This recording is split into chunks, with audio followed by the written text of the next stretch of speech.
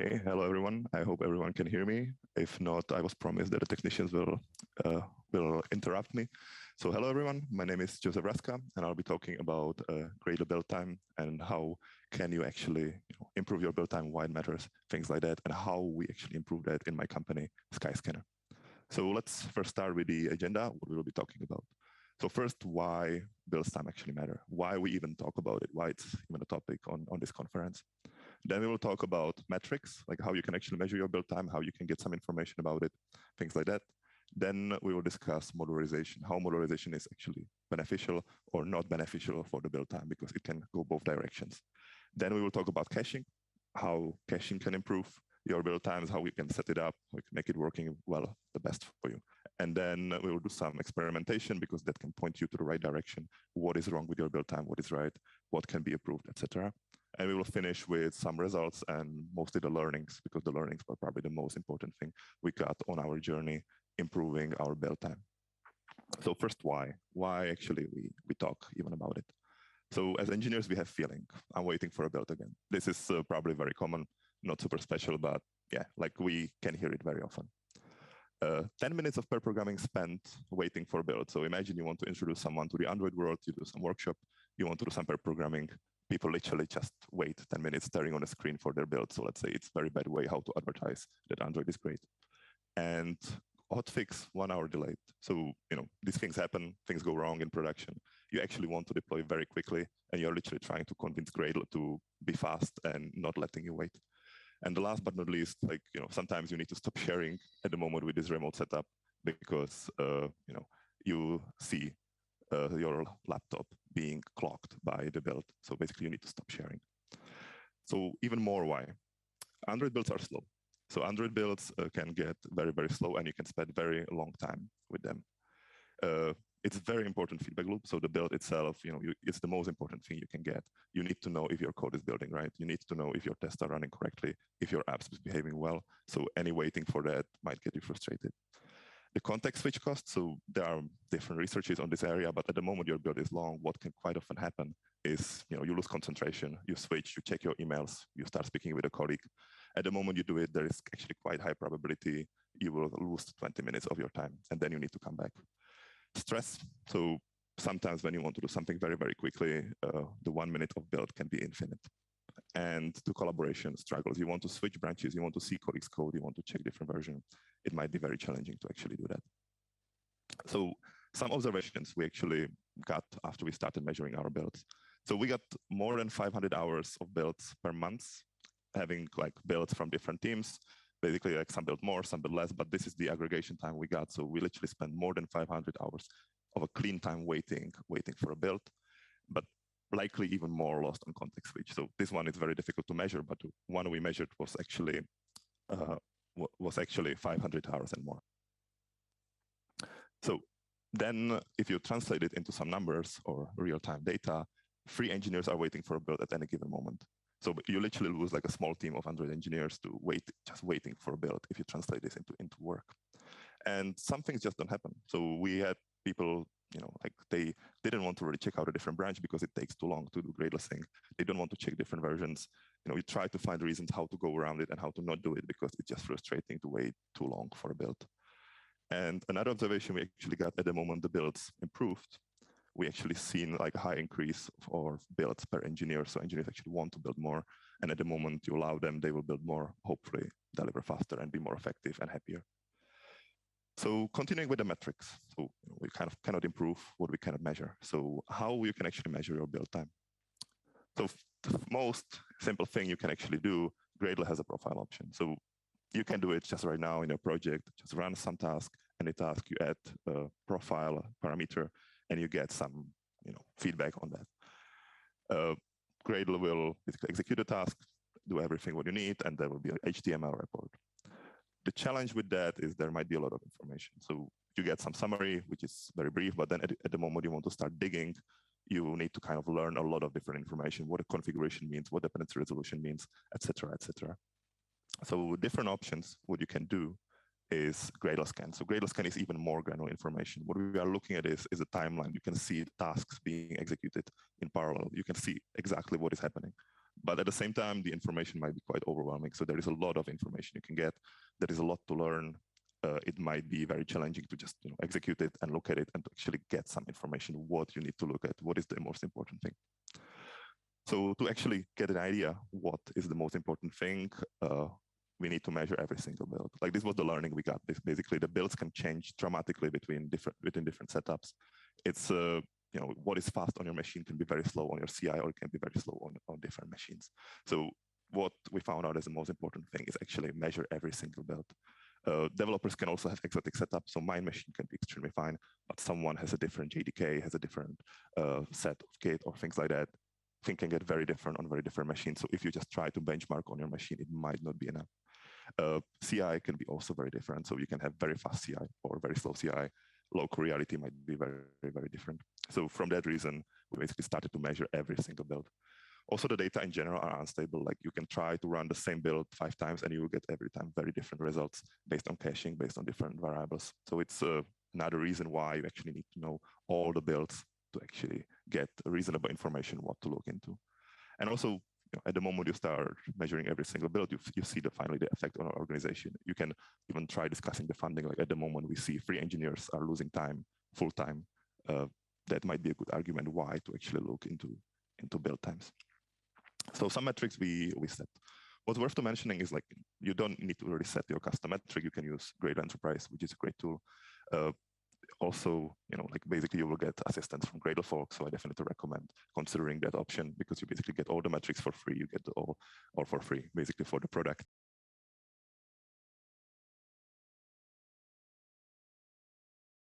You at a time, or you just want to try out how the builds are going. So maybe you want to invest into this more later. So what you can do is a custom metric, which can be actually spin up very, very quickly. The things we measured when we try to improve our build time. So the first thing is the incremental build time. Basically what it means, like you just iterate very quickly on some feature. You want to just like check small changes of your code.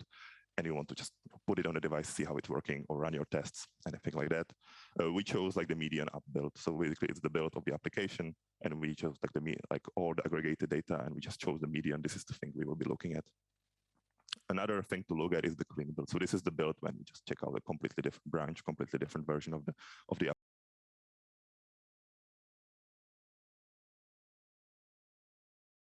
might take quite long. The cleanish is used because it's the definition of clean build is after running Gradle clean. Typically, engineers don't do that. You usually do that only when you want to fix some issue or clean something. But that's why we call it kind of cleanish. But we chose like a P90 on our CI to be like the reasonable approximation of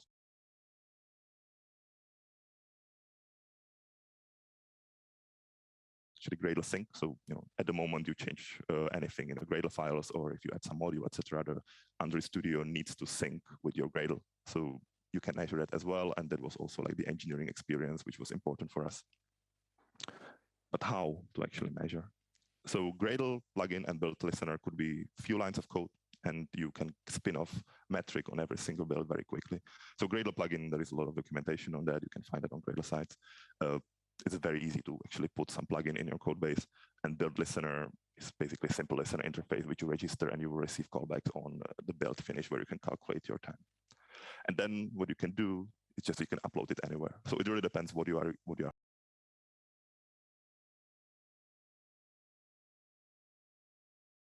is using. You can just upload it somewhere. You can even use local database. We know about cases like this where people just saved it locally, then aggregated all the data and some queries in SQL. It really depends on you. What is your setup? So here's some example how the code could actually look like. It could be very, very simple. The key thing here is the build finished callback. This is the moment when your build is done, when basically your APK is ready or your tests are ready to run.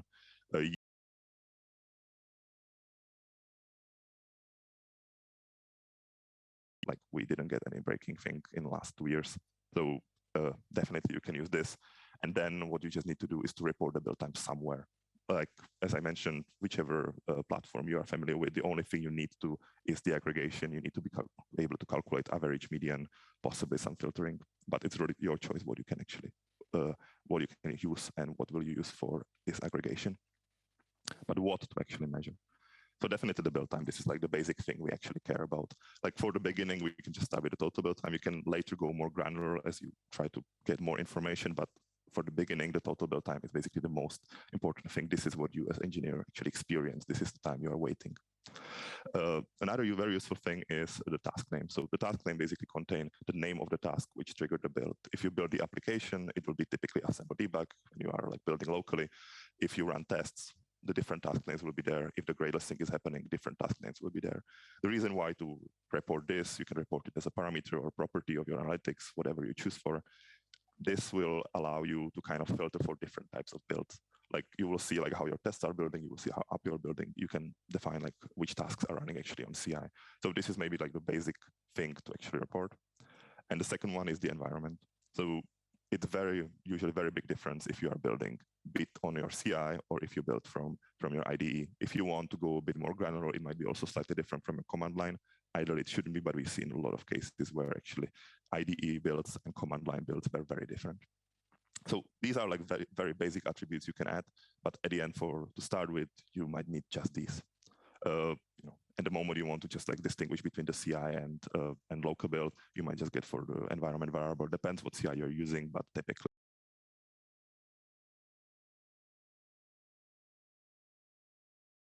Why we are doing this, we want something like this. We want a graph somewhere. This is an example from Mixpanel, but it could literally go from anywhere. You want to see how your builds are doing in time. You want to be able to calculate median, average, anything like that. So you can see how your all builds are doing, how all engineers all together are doing. So then let's talk about modularization, like how modularization can help you with build times. First, we need to kind of understand what Gradle task graph is. So in Gradle, everything is a task.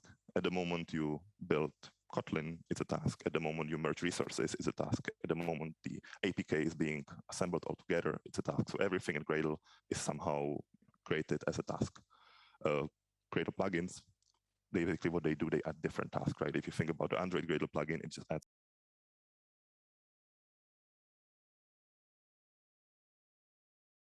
which are somehow connected together and they depend on each other.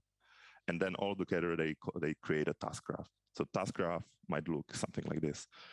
This is, let's say, very simplified version, but what we can see here is to assemble debug, basically assemble our APK. We need to first compile Kotlin, we need to process our assets, and to be able to compile Kotlin, we need to process our resources first, because what we need an R class.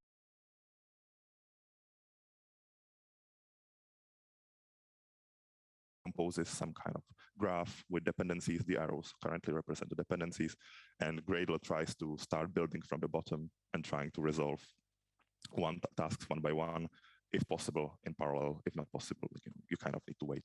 But this is at the end what's happening within Gradle, and as you add modules, this graph can grow. So in theory, more modules should mean faster builds, right? Like this is like why many people actually do modularization. Like, yeah, we want faster builds because things will start building in parallel. The reality is like more modules means more tasks as well, right? So the graph becomes bigger, it becomes more complex, you might have more dependencies. What we've seen is modules have a cost. So definitely modules are great, but at the moment you do too many modules for no reason, or basically the dependencies are not set up correctly. You might pay the cost of modularization, actually not getting much benefit when it comes to the build time. So what we've seen, we actually seen 400 milliseconds cost per module. So this was very started when we had let's say a lot of plugins which were not very efficient. We had some custom tasks, things like that. The cost of module, which could have done absolutely nothing, was still 400 milliseconds. These 400 milliseconds might have run in parallel, so it was not like the effect to the whole build, but if you run some builds in serial order, you paid 400 milliseconds per each module. At the moment, you have hundreds of modules. You can imagine how much it was affecting. Right now, we have it around 150 milliseconds, many of that running in parallel. The point there is it will never be zero. So each module will always have a cost. If you set up them properly, then you will not pay that cost, or that cost will be paid in parallel. But the key point there is the modules have some cost. So how the good module graph looks like. So imagine here we have very simple module structure. So we have some core module, which everyone depends on. We have some features, users, analytics, config, and then we have our application module. The red line kind of sets us the the longest path and like the longest build path. Like core build will build for 3 seconds, features, users for 15, analytics and config for 10 seconds, and then the app kind of puts together everything very quickly. So when we build this, the whole build will take 20 seconds. We first need to wait 3 seconds for the core module, then we wait 15 seconds for the features users. Meanwhile, the analytics and config actually built, and then the app module runs for 2 seconds. But things can change, or things you need to do some modification. So users probably will need analytics. Like you want to measure how your users are doing. So you just make module users dependent on analytics. It takes just one line of Gradle code, so why not? It's fine. The same thing can happen, like we want to parameterize our analytics. We want to turn them off if something goes wrong. So we just make them dependent on config. Again, like we just did like 2 very quick modifications on Gradle. Everything is fine. But basically what we suddenly got is a bad module graph. So right now, if you go through the build, first we need to build the core module, then we need to build a config. The analytics have to wait for config, then the users come, and then the application comes. So this is very invisible. Like you can't really see that in Gradle because you literally just modify Gradle configs. You add one line of dependency. But what happens with your build time is basically this. So before, things were running in parallel. In 20 seconds, we were done. Right now, we run basically in serial order. We suddenly have build of 40 seconds. Typically, you will not notice this. Like what will happen is everything will be fine. Everyone will be happy with building. But at the moment you look at some data, you find out you are wasting way more time. Of course, like when it comes to incremental compilation, this will look slightly different. But even with incremental compilation, you will still pay the costs of the module, even if they are up to date and not doing any work. Of course, if you have like way bigger module graph, which you would typically have, then the problem becomes way bigger and it's very difficult to spot these kind of changes. So what to actually do to prevent that? So something we did is called module rules. So what it basically means is each module has a type. So what we did in Gradle, we just implemented a simple Gradle plugin, which makes sure that every module you add has some type. Like we said, like there's a very small amount of types. So the first one is app, that's application. That typically you would have one or possibly multiple, depending on your setup, like how many apps you're actually shipping. But typically you would have mainly one. Then implementation modules, like what does it mean? It can be a feature, it could be analytics, it could be your SDK. It doesn't really matter from the modularization perspective and from the build time perspective. What matters here is these modules don't depend on each other. So ideally you would have majority of your code within implementation modules. These ones can be big, and the key point is they don't depend on each other. That kind of ensures that you can build in parallel, things go smoothly. We basically, when we implemented it, we enforced it by Gradle plugin. So it's basically impossible for engineers to do that. At the moment, they do it when you add the simple one line of Gradle in your configuration. Basically, the build fails, showing the error message, pointing you to the documentation, like how to actually resolve the situation. The technique we use how to resolve the situation is called API modules. You might have heard about it, like sometimes it's called contract modules, sometimes it's called public modules, different companies call them differently. The point there is these are somehow interfaces, possibly some data classes, and they kind of allow features communicating with each other. So one implementation module actually quite often needs to use code from the different implementation module. The way how to do that is having extra module called API or public, and then you can depend on things like this. The idea there is the API modules should be very small and they should be very quick to build. The implementation modules should be very, very big and very, like, they can take long to compile because everything runs in parallel. Like until we do that, like we basically seen like a lot of regressions when we've seen like a lot of people adding module dependencies, things like that. Builds were getting slower as a consequence. So basically having the module rules and actually enforcing them solved this issue and allowed us to actually incrementally improve our module graph. So this is how our module graph looks like before. I mean, like, you can't really see that, like what is in, but like what the key thing is, it can be quite a mess, right? Like it can basically be crazy. You can like have a lot of modules, you have no idea what's happening. What is important here is the shape. So you see like it's kind of high, like there is like a lot of module dependencies. Like this is how it looks now. Again, not important what is actually there, but what is the key is the shape. So right now it's way more flat. The flatness is what we actually aim for here. So you can generate this graph. I'll be sharing later a plugin, how you can do that from your project. But the point there is the shape matters. What is in is, let's say, less relevant, especially at this moment when the letters are super small. But the shape is what matters. So the learnings about modularization. Understanding your module graph. So I mentioned there will be a shared plugin where you can actually see your module graph, see how it looks like, see what depends on each other. you will also see like how high it can get, because this is at the end what we want.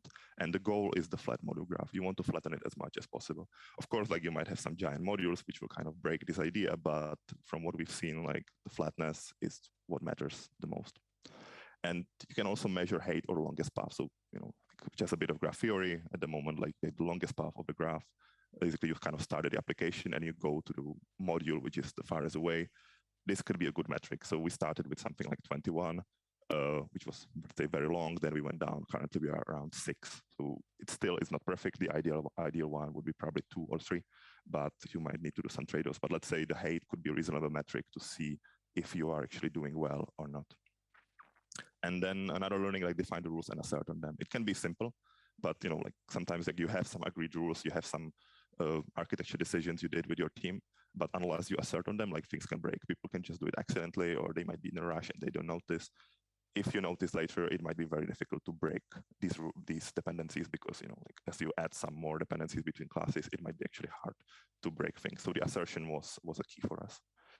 And merging module can be a good first step to improve build time. So this might be a bit controversial, but basically what we did as first steps, like we found out that our module structure was not making so much sense. I mean, we had a lot of modules, they had different responsibilities, but quite often they were just a list. They were not really like a tree which would be building in parallel. And we found out that looking at the module graph, it doesn't make sense.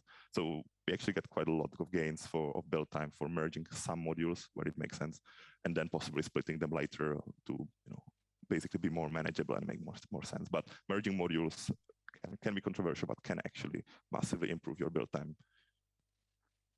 Then let's talk about caching.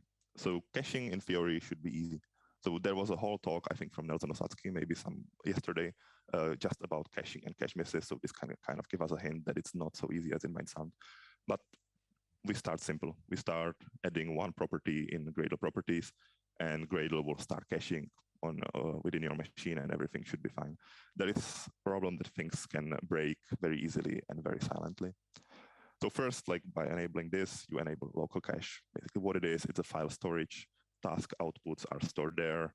The idea is at the moment you built it once, it's stored in a cache. After you get it, after you try to build again, you should get it out of the cache. The problem is things can break very easily. Like you might have some absolute paths there. You might have some tasks which are not being cacheable.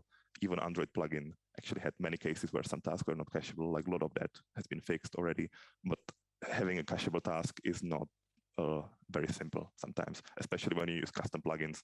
We had a lot of cases where things were not cacheable, basically making our builds last longer and not being cached. Another important thing is the remote cache. So like we can start with local cache, but Gradle offers another thing which is called remote cache. What it basically is the same storage as you have locally for yourself, but it's shared and it's somewhere in a cloud. So it's one of the essential parts of Gradle Enterprise. So at the moment you opt in Gradle Enterprise, you might get this. Gradle will help you to set it up, etc.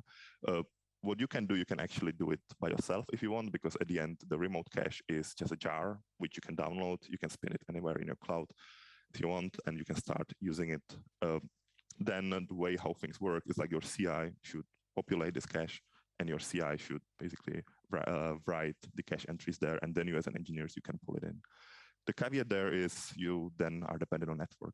So what we've seen is if you are on a slow network, even if you are using cache, you might be actually slower than if you would be just doing your local build. So at this moment you do that, you kind of need to start thinking, okay, so when I build, I need to be on a correct network. Maybe you have to be behind VPN, things like that. So it brings some additional complexity, but the benefit it brought us was the CI build went down by 50% and things like that. So the remote cache can be a very big benefit, but it's not coming for free. So given that caching might be difficult, what's important are the experimentation. You should actually experiment with your builds and see what can break, what is breaking, what is working for you. So what you actually need to know, you don't need to even dive into profiling, you don't need to dive into Gradle scans. You just need to understand this simple output, which is basically you kind of see it at the end of the Gradle every time you build. So actionable tasks executed from cache up to date. So actionable tasks are at the end of the Gradle graph. So this is how many tasks Gradle put in the graph, how many tasks had to be, like checked, if they can be executed, if they can be cached, etc. So this is like the total thing to execute. Then 361 were not in cache, they were not up to date, they had to be executed. It could have been code compilation, it could have been resource merging, basically anything. Then 155 went from cache. Ideally, you want this number to be high because that means your caching works properly, your builds are fast. And then up to date, basically you've built the task before already on your machine. Yeah, this is like what this means. And this is everything you kind of need for your experimentation.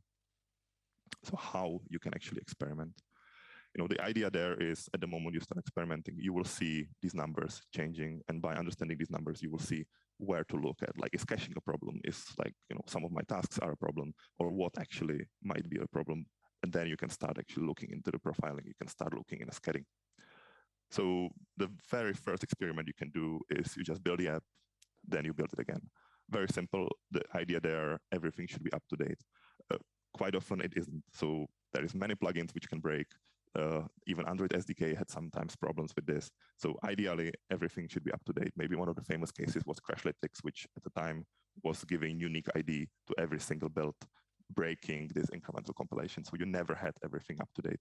Depending on what you have dependent on these tasks, you might get very long incremental build just because of these kind of things. The Crashlytics case is fixed by now, but there might be many different for you as well. So this is like a very simple thing. You should see basically 100% of tasks being up to date if you just build twice.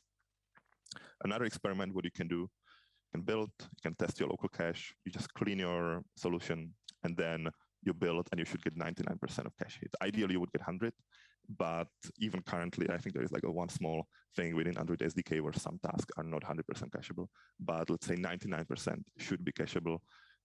Same thing should apply to any other plugin you have. At the moment you do this and you see, okay, only 50% is cached or less, that's the moment when you could start digging. Something is wrong with your caching. There might be some problems with many different variables, which I'll be talking about later. But yeah, just try this. You should get vast majority from the cache. If not, then you can start digging more. And one more test to actually test your remote cache in case you decide to use it. Basically, you just push in your CI with some change which invalidates everything.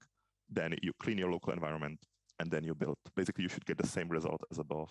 You should see almost everything coming from the cache. Ideally everything, but I try to emphasize the 99% because it's very often not everything. If yes, then definitely great. But even let's say above 90% from cache is, say, a good success.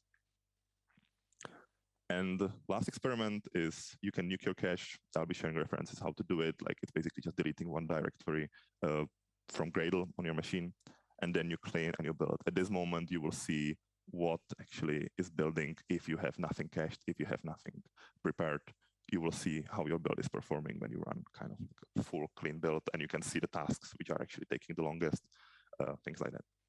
At the moment, you see some problems. The Gradle scans are a great tool. So one thing to mention is that you can use Gradle scans even if you don't use Gradle Enterprise. I mean, the Gradle Enterprise label is everywhere, but you basically just need to agree with terms and conditions, and the Gradle scans are uploaded to Gradle servers. You can delete them later if you're unhappy with that, but let's say it's a reasonable trade-off for using the Gradle scans anytime you want. So all you need to do is just to add scan parameter to your Gradle build, and then it will be uploaded to Gradle servers, and you can see and you can browse your builds. So some learnings from caching. The longest builds we've ever seen actually had very long cache hits. At the moment, you have remote cache. Things might get interesting because like we had cases where people were on very slow networks and you have some timeouts, but you don't have read timeouts, which basically means like we get a cache hit, but then pulling the cache entry took 2 minutes. Like we get very, very long build, like maybe the highest build, like more than half an hour was actually pulling from remote cache. So the network really matters in this case. So it's really important to be aware of this. Location of remote cache matters. So it should be at the same place as your CI. If your CI is running in US and the remote cache is in Europe, you are basically pulling things across the ocean. It might take way longer than necessary. Things can break silently, so JDK version can play. Gradle parameters can change. You can have absolute paths, which means like your remote cache will not work properly. So definitely experimentation is really important to see this. And you can measure. So like we had some basic metric, you can add some information about caching. You can see how many tasks are cached. You can also have a metric on how many cache hits you are getting. At the moment it goes down, you have an indicator, something got broken with updating a library or anything. The costs could be endless. And just like a small tip, like at the moment you have a remote cache, you can actually disable local cache on your CI because your CI actually pulls only from the remote cache. If you try to use the local cache you are unnecessarily writing on your CI machine, it can save you quite some time on your CI. So going to last point, which is results and learning. So Gradle configuration time matters. So what it actually is, like before Gradle even starts executing work, before it even starts executing tasks, it needs to configure itself. It needs to resolve the plugins. It needs to build the task graph. There is a lot of work which Gradle actually wants to do. So it can be surprisingly high. And the point there is what depends, it affects your incremental build. You are paying this price every single time you do a build. Gradle is right now trying to improve that with configuration cache, but again, the point there is it can be surprisingly high depending on which plugins you do. We actually saved 5 seconds on incremental time just by removing some plugin, which was actually quite widely used, but it was not implemented, let's say, lazily. So when we started, we have 10 seconds median. Currently, we have around 3 seconds median for configuration time.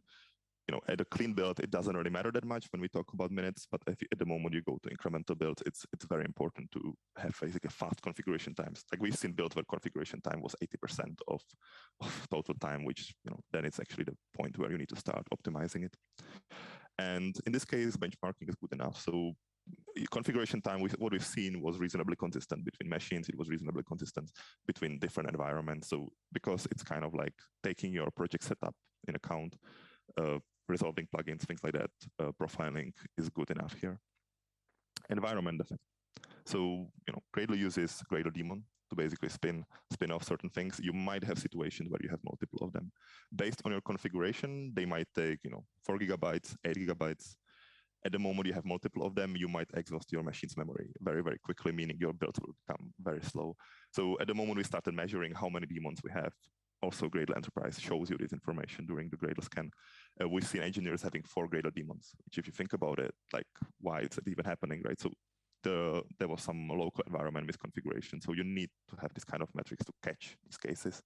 There is also Kotlin daemon. So Kotlin daemon also has some memory settings. So it's not just Gradle daemon involved in the configuration. In compilation, you have a Kotlin daemon. We get a lot of gains at the moment. We just assigned a bit more memory to the Kotlin daemon. Like what people typically do, they increase memory of Gradle daemon, but it has no effect on Kotlin daemon. So a lot of daemons around.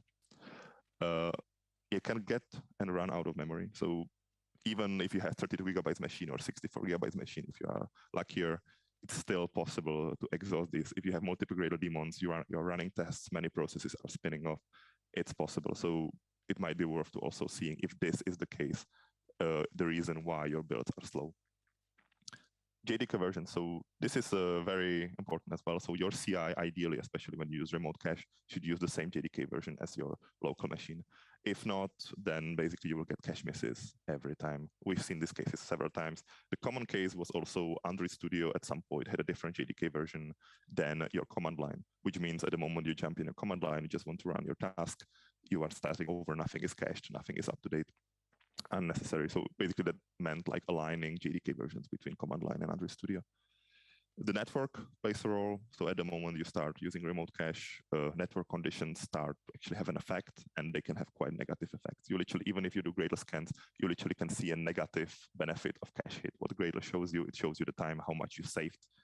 We've seen cases where this was negative because of the slow network connections. And one tip which you could use is using dialogues to alert engineers. So what can happen is, you see these issues, you detect them, but how you want to let your engineers know, I'll be sharing a snippet of code. You literally can trigger dialogue, which will be screaming on the engineers in Android Studio, hey, you have something wrong. Try to fix it or speak with relevant people who will try to help you. I would recommend not overusing it because you can also get people angry if you will use it too much, but it's a really good way how to alert engineers that something is wrong in their setup. So finally, the results. So our incremental builds went down around 60%. So basically with not so much effort, after we understood what's happening, we, let's say, killed a lot of useless plugins. We used the caching properly. We fixed our caching issues. The incremental builds went down more than a half. The clean builds were down even higher because we had some very long running tasks which were running in a serial order, basically improving the modularisation and just making them running in parallel. Only a few of them far away from like changing the whole app modularization. So very few changes in our module graph, plus merging some modules actually massively improved our clean builds. And Gradle Sync, this one was an interesting one as well, because we did some custom things during tasks. And what we were doing basically every time you triggered Gradle Sync in your Android Studio, we were executing very expensive work. So basically just disabling it, making sure it's cached properly, gave us quite a huge gain, putting it down to the quarter. And what we learned is also engineers build more. So if we talk about the total build time, so at the beginning I mentioned it was more than 500 hours a month. This didn't went down much from a very simple reason that engineers just started building more. So at the moment, you can interpret it by multiple ways, but the way how it is like engineers were blocked at the moment. They were unable to build faster. Basically, we got more than double builds per engineers per day. So we can kind of interpret it like, yeah, we need to build more. We need to get more feedback. At the moment, you're unable to get feedback faster. People will build more. And also, we got some very good feedback on the happiness of engineers. Like of course, like things can still be massively improved. But let's say if the situation is really bad and you're waiting for minutes for your builds, at the moment it becomes seconds or tens of seconds. People will get significantly happier. So we get really good feedback based on that. And fast iterations are possible. So even if the app might be huge, at the moment you do small changes and you are rebuilding just very few modules, your configuration time works okay. You might get builds in 15, even 10 seconds if you have in a good machine. So then you can do very quick iterations to actually build your whole app. So it's possible. Now some regressions as a last bit. So we did it some while ago, and things got broken over time, and they will keep getting broken. So module graph changes. We didn't have the rules immediately. The learning there was if we didn't have them, things just break. Even if the rules are in place, you try to align everyone, people just do mistakes, it happens. So module graph rules basically solved this issue for us. This is how to avoid these regressions. We had a Kotlin update which made our builds 40 minutes at some point, which was basically way too much. At some point, we just had to wait for Kotlin to fix this, but without metrics, we wouldn't even notice that, and suddenly we would have giant build times. Plugins, a lot of plugins have bugs. So if you're using some custom Gradle plugins, just check it a bit. Even the ones which are, let's say, quite famous might have bugs. Even Android plugins had some bugs at some point. Like they work closely with Gradle to actually fix those. And build SRC. So this might be a topic for itself. If you are using it, I will be sharing a reference. Why actually not using it when it comes to the build time? There might be alternatives. So this might be an interesting topic for itself. If you use build SRC, it became very popular lately. Have a look at the references. We might have some interesting discussion there. And custom tasks. Custom tasks are hard. We had some custom tasks. It's very easy to write them. It's hard to write them in a cacheable way and that they never break. Also, Gradle does changes from time to time there. So the ideal is to actually have understanding before writing them. Very often, especially caching broke for us with our custom tasks. So now what? So like we spent some time together. So what actually you can do, what you can take from here. So profile your build, get some information, how your build, like get some learning, like try to understand what is actually happening within your Gradle build if you are interested in this topic. Set up a metric. It can take 1 day of work, literally. Like you just need to get few data points, start reporting them, whichever tool you are familiar with. And then that will already be a decision point for you. Okay, I can stop looking into it. We don't have a build time problem. It's fine. So you can just stop, or you actually see you are wasting hundreds of hours and there might be a huge return of investment. And experiment with your caching. You can do very few experiments. You can get feedback very, very fast. And then you can dive deeper with Gradle scans. That will already require a bit more understanding. You need to kind of get to understand what Gradle is telling you about, etc. But this is what could be like the follow-up action, and then tell others about it. So this is my personal suggestion. Like not many people actually seem to care about build times. It's like, yeah, it's a pain. We know it's normal. Like the caveat is it's not really normal. Like the build times can be massively improved. So I think it's really good to talk about it. So share it with anyone, share it with me. I'll be really interested in any stories about build times. Saying that, thank you very much for having me. We are done, I think, just on time. So people will probably like to go for lunch right now, as I can imagine. But yeah, you can find on this URL, you can find references. Feel free to reach me out on any contact. You can find my name online. You can reach me on Twitter. Anything you are interested in, I'll be happy to chat. Right now, we probably have a few minutes for questions. Otherwise, we can happily go for lunch. So thank you very much.